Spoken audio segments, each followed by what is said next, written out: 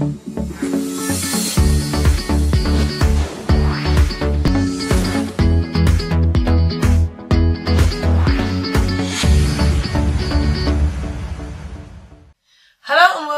Set Up for Success. My name is Tracy Ansel.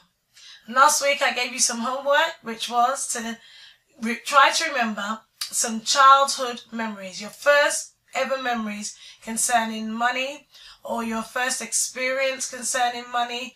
What was happening? What were you feeling?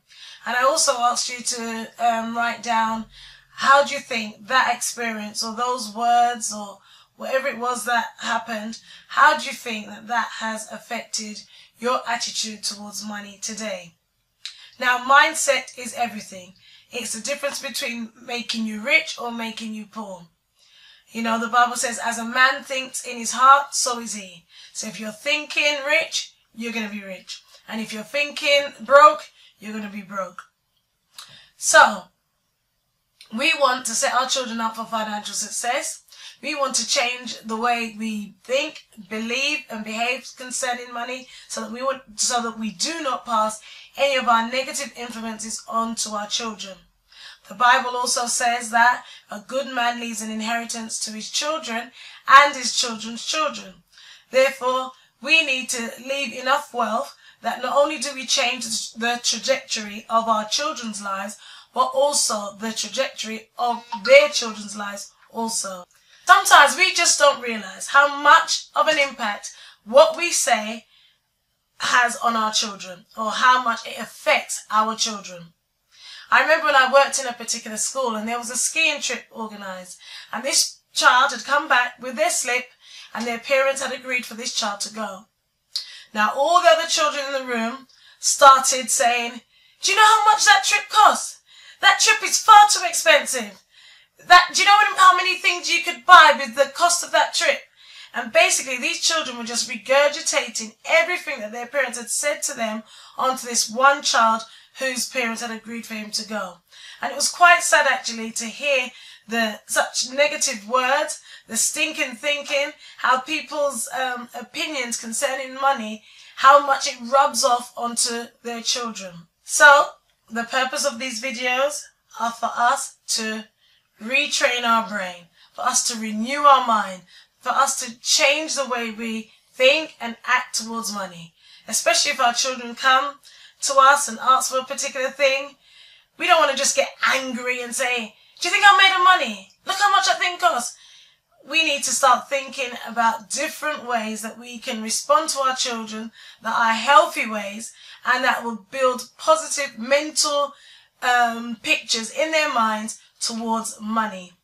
Now, when I did my homework, looking at some of the first memories I had about money, one of the things that I uncovered was that my dad was the one who always held the purse strings in our home. My mum didn't really sort out anything to do with money or finances, insurance, savings, the mortgage, etc. It was always my dad who was in control. And then it wasn't until my dad died that my mum, I think she was probably around 75, started to take control of her own finances and the household finances. And to be honest, she has done a marvellous job. And looking back, maybe she should have been the person that was in control or managing the family finances all along. But what I realised was, when I got married, I automatically relinquished the finances to my husband. I literally didn't want to think about it, didn't want to get involved, because that's a man's job. Whether I did it consciously or subconsciously, I gave it all to my husband. And when I look at things now, I think, well, maybe I am the better money manager. So, twisting up my words. He is excellent at making money, but in terms of managing money, I do believe I may be the better person. So sometimes we need to look at things. Why are we doing things? Are we doing things because we just saw our parents doing it? Are we doing things because we heard someone say a particular thing? Or is it because it's actually true and it's actually right?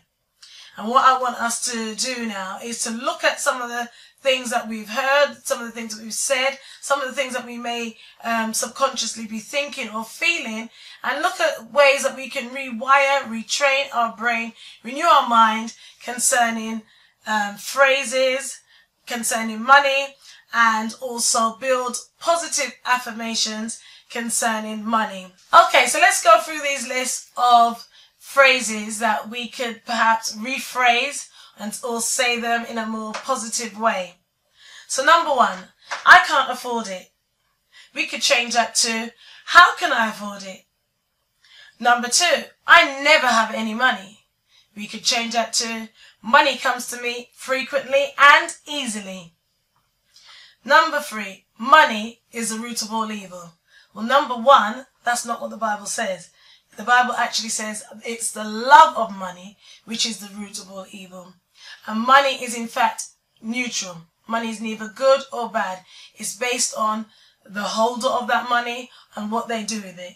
So what you can say is, money is neutral and I choose to do good things with my money.